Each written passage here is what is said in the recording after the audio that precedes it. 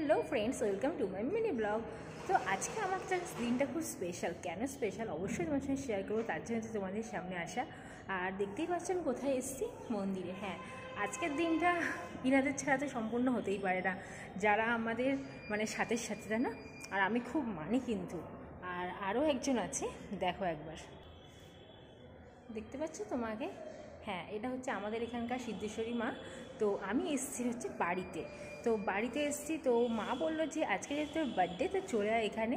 তো এখানে এসে মা কিছু একটু রান্নাবান্না করছে। তো মায়ের যে হাতের রান্না আর মায়ের জন্মদিন উপলক্ষে কোনো কিছু করা, যেটা ছোটো হতেই পারে না, মানে ছোটো করে একটা গেট টুগেদার বলতে পারো। তো আমি আর আমার শ্বশুরমশাই এসেছি, নীলও আসবে, কিন্তু জানি না আসতে পারবে কিন্তু, নীলেও খুব শরীর খারাপ আজকে আবার। তো যাই হোক, সেজন্য একটু মনটা খারাপও আছে। তো ওখানে আমি সকালবেলা উঠে আমাদের ওখানে মানে শ্বশুরবাড়ির ওখানে গিয়ে মন্দিরে পুজো দিয়ে এসেছি, দেন এসেছি বাড়িতে। আর বাড়িতে এসে এই মায়ের সঙ্গে দেখা করবো না, সেটা তো হতেই পারে না, সেজন্য একটু মন্দিরেও এসেছি। তো চলো মন্দিরটা একটু তোমাদের ঘুরে দেখাই। দেখতে পাচ্ছ আজকে এখন ফাঁকা, সকালের দিকে পুজো দেয় সবাই, তো তখন খুব ভিড় থাকে। আর মঙ্গলবার শনিবার করে তো হয়। তো আজকে আমার জন্মদিনের দিনটা কীভাবে সেলিব্রেট করছি সব তোমাদের শেয়ার করবো, দেখতে থাকো। মাকে আজকে দারুণভাবে সুন্দর করে সাজিয়ে তুলেছে। প্রত্যেক দিনই মাকে এক এক রকমভাবে সাজিয়ে তোলা হয়, কিন্তু আজকের সাজটা পুরো অন্যরকম লাগছে। কেন জানো? এই কদিন মন্দিরের কাজের জন্য, মন্দিরের কাজ তো এখনও চলছে, কিন্তু মায়ের অঙ্গসজ্জার কাজের জন্য 3-4 দিন মন্দিরই কিন্তু বন্ধ ছিল। আর আমার দেখো কতটা লাগে যে আজকে সকাল থেকেই মন্দিরটা খুলেছে, আর আজকেই মায়ের দর্শনও পেয়ে গেলাম। আর এই যে বাবা ভোলেনাথ, দেখতেই পাচ্ছ। দেন তারপরে চলে আসলাম বাড়িতে। দেখো বাড়িতে এসে মা দিয়ে দিয়েছে গরম গরম লুচি আর তরকারি, জাস্ট পেট পুরে খেয়ে নিলাম। দেন মা একটা আমার জন্য ড্রেস কিনেছে, বার্থডে গিফট।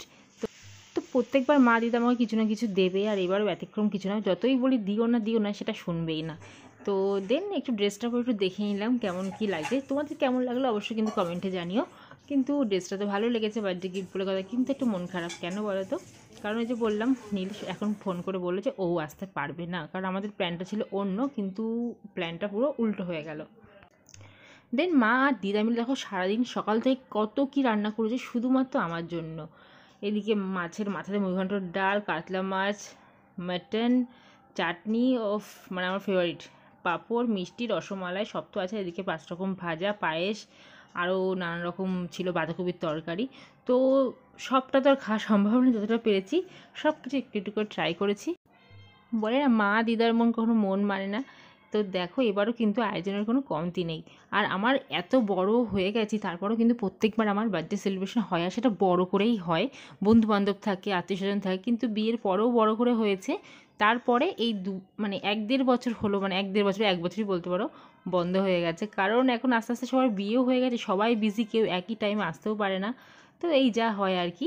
তো তবুও মায়ের আয়োজন তো বন্ধ থাকে, মা কিন্তু মায়ের আয়োজন করেই ফেলেছে। দেখতেই পেলে আজকে মা দিদা মিলে কত কি রান্না করেছে আমার জন্য। তো চলো এবার খাওয়া দাওয়া স্টার্ট করি। আর ব্যাড লাক চলে যেতে হবে, কারণ ওরও শরীর ভালো না। তো চলো খাওয়া দাওয়ার পরে দেখা হচ্ছে। এটা হচ্ছে আমার দিদা, যে এখনও আমার জন্য এতটা করে। দেন বাড়ি চলে আসে, বাড়ি এসেও নীল একটা কেক নিয়ে এসেছিলো। দেন এখানে কেকটা কাটিং করা হয়, কারণ ও যেতে পারেনি।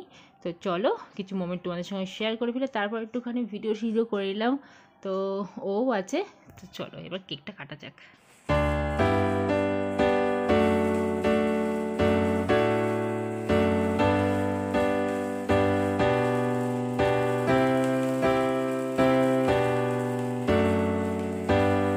Happy birthday to you.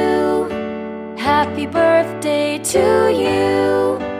Happy birthday, happy birthday. Happy birthday to you. Happy birthday to you. Happy birthday to you. Happy birthday, happy birthday. Happy birthday to you. Happy birthday to you, Amrita.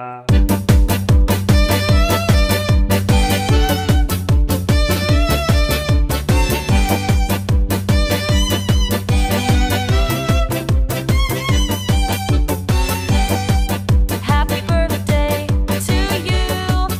Happy birthday to you. এই যে অসুস্থ মানুষ একটু উঠে বসেছে।